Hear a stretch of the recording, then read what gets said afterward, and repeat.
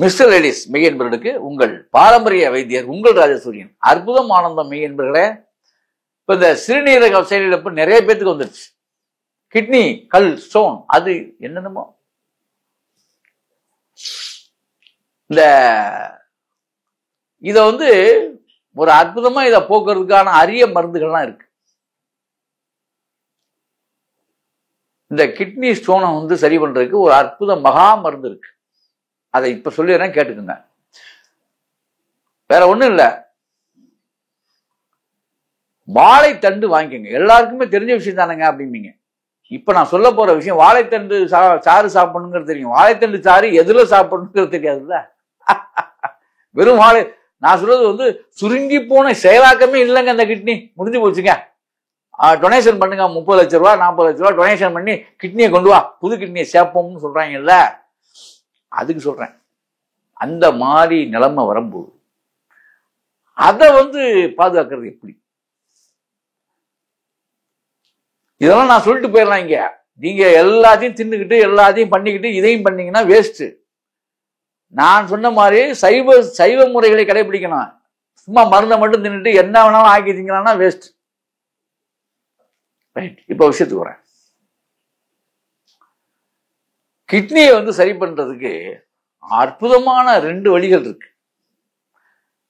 இந்த வாழைத்தண்டு சாறு எடுக்கணும். வாழைத்தண்டு சாறுல எருக்கம்பூ மொக்கு இருக்குல்ல, எருக்கம்பூ மொக்க ஒரு 5 மொக்கா எடுத்து நல்லா அரைச்சிடணும். அரைச்சு இந்த வாழைத்தண்டு சாறுல கலந்து குடிக்கணும். ஒரு 50 ml கொஞ்சம் கொஞ்சமா குடிக்கணும். ரொம்ப உடனே குடிச்சுட்டா சிக்கலாயிரும்.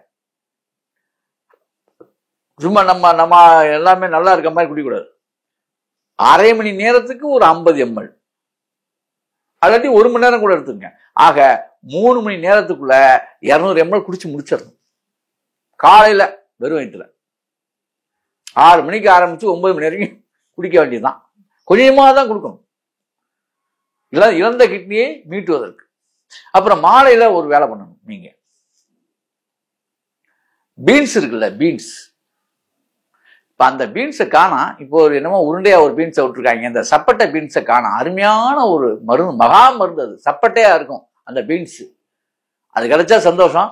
கிடைக்கல, எல்லாம் உருண்டையா தாங்க இப்ப விட்டுட்டு இருக்காங்க அப்படின்னா அந்த உருண்டை பீன்ஸை வாங்கிக்கங்க, வேற வழி இல்லை. அந்த தண்ணிய நல்லா கொதிக்க விடுங்க. அதை கொதிக்க விட்டு அந்த தண்ணியை மட்டும், வேற உப்பெல்லாம் கிசாக்கூடாது, அப்படியே கொதிக்க விட்டு அந்த தண்ணி எடுத்துட்டு அந்த தண்ணியில ஒரு 5 எருக்கம்பூவை நல்லா அரைச்சிடணும். அரைச்ச அந்த தண்ணியில பீன்ஸ் தண்ணியில கொடுக்கணும். சாயங்காலம் கொதிக்க வச்ச பீன்ஸ் தண்ணியில கொடுக்கணும். காலையில அப்படி கொடுக்கணும். இதுதாங்க. இதை ஒரு 40 தொடர்ந்து நீங்க மேக்சிமம் 48 நாள் கணக்கு. நீங்க ஒரு 10 நாள் வரைக்கும், அந்த 10 நாள்லயே உங்களுக்கு தெரிஞ்சிடும். இதை கொடுக்க கொடுக்க இம்ப்ரூவ்மெண்ட் என்னங்கிறது உங்களுக்கு தெரிஞ்சிடும். புரியுதா?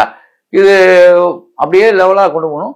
இதுக்கு மேல மருத்துவம், அதாவது இந்த மாதிரி கிட்னி இழந்தவங்களுக்கு அதிகமா தண்ணி கொடுக்கூடாதுன்னு கணக்கு வரும். நான் சொன்ன மாதிரி அளவுல கொடுக்கணும். இப்படி மெல்ல முறையாக செவ்வனே செப்பலிட்டா இவங்களை காப்பாற்றி கொண்டாடலாம். இதுக்கு மேல வைத்தியசாலையில எங்களை போன்ற வைத்தியர்கள் அதற்கான பாரம்பரிய மருந்துகள்லாம் வச்சிருக்கோம். இதெல்லாம் சரி பண்றதுக்கு நான் இயற்கை வைத்தியத்துல உங்களுக்கு புரியுற மாதிரி அப்போ அர்ஜென்டா நீங்களே தயார் பண்ணி கொடுக்கறதுக்கான ஒரு உபாயத்தை இதை சொல்லியிருக்கேன். ஆக முறையாக இதை நாம் செய்யும் பொழுது நிறைய நன்மைகளை பெற முடியும். அதாவது இந்த விஷயங்களை சராசரியா இருக்கிறவங்க குடிக்க கூடாது. முதல்ல புரிஞ்சுங்க. கிட்னி போன ஆட்கள், கிட்னில ரிப்பேர் உள்ள ஆட்கள், கிட்னி ரிப்பேர்னு சொல்லக்கூடிய ஆட்கள், இவங்க தான் இதை குடிக்கணும். எல்லாருக்கும் இது பொருந்தாது. சரியா?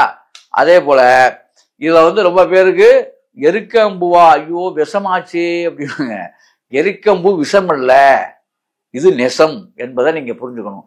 எருக்கம்பூ அந்த கிட்னி எருக்க மொக்கு, பூத்த பூ நான் சொல்லல, எருக்க மொக்கு தான் நீங்க யூஸ் பண்ணணும். ஆக கிட்னி பழுதானவர்களும் கிட்னில பிரச்சனை உள்ளவங்களும் யூரினரி பிளான்ல ப்ராப்ளம் உள்ளவங்களும் மட்டும்தான் ஆண் பெண் இருபாலரும் இதை பயன்படுத்தலாம். அதனால எருக்கஞ்செடி என்பது விஷம்.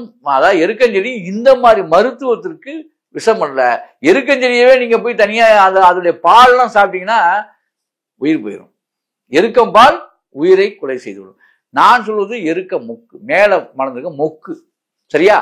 ஆக இதுதான் இந்த மருத்துவம். அதுக்குன்னு எருக்கம் பூவே தீங்க சொன்னாருங்க. இதுல இருந்து பால் குடிச்சோம்னா இன்னும் பலமா இருக்கலாம்னு யாரும் தவறான கணக்கு போட்டு விடக்கூடாது. எருக்க மொக்கு மட்டுமே பயன் உள்ளது. அப்புறம் எருக்க இலை பயன் உள்ளதுதான், அது வேற வேற பலன்கள், அதெல்லாம் அப்புறம் சொல்லிக்குவோம். மொத்தத்துல இந்த கிட்னி சம்பந்த விஷயத்துக்கு எருக்க செடியுடைய மொக்கு இதை மட்டும் பண்ணுங்க. இந்த எருக்க மொக்கெல்லாம் கொண்டு போயிட்டு ஃப்ரிட்ஜில் கொண்டு போய் வச்சு பாதுகாத்து 4 நாளைக்கு வச்சுக்கலாம், 8 நாளைக்கு வச்சுக்கலாம், உடனே செடி கிடைக்காது பிடிங்கிட்டு வந்து வச்சுக்கலாம் அப்படின்னு நினைக்கக்கூடாது. இதை வந்து ஒரு சாதாரண ஒரு காட்டன் துணியில தண்ணியில் நினைச்சு ஈர துணியில வாடாம வச்சுக்கலாம். அப்படி அது மாதிரி தான் வைக்கணும்ல. ஃப்ரிட்ஜில் வச்சு அதையெல்லாம் கண்டிப்பாக மருத்துவ குணம் மாறும். ஃப்ரிட்ஜில் வைக்கக்கூடாது. சரியா? ஆகவே இப்படி செய்து அப்படி வாழுங்கள்.